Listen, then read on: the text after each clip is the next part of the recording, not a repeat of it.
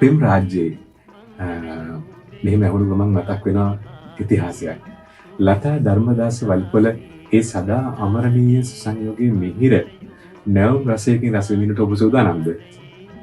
ඒ ඥාන සම්පත්තිය උරුමයලද අපට සිටින විශිෂ්ටතම සංගීතවේදියෙකු වන තිසර බණ්ඩාරත් ක්‍රිස්ටිනා බණ්ඩාරත් ලහි සූදානම් වෙනවා මේ මිහිර නොඅඩුව ඔබට රැගෙන එන්න නොවැම්බර් 7 වෙනිදා හවස 6:30ට.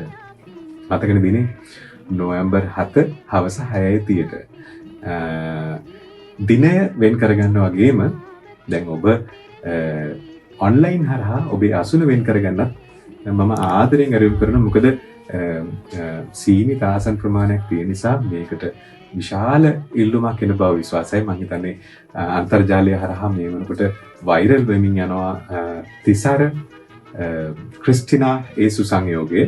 ඉතින් නොවැම්බර් 7 හවස 6:30ට මියුසික් විද්‍යාලීය ශ්‍රවණාගාරයට නොවැරදීම ඇවිත් යන්න එන්න කියලා මම ආරාධනා කරනවා. මාත් නොවැරදීම එනවා.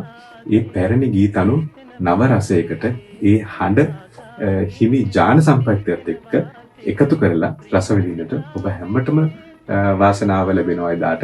ඒ නිසා නැවතත් මම සාදරයෙන් ආරාධනා කරනවා නොවැම්බර් 7 සවස 6:30ට මියුසික් විද්‍යාලීය ශ්‍රවණාගාරයට නොවැරදීම එන්න පෙම් රාජ්‍යයේ රසය නොඅඩුව ලබන්න. මම දර්ශන වික්‍රමතුංග.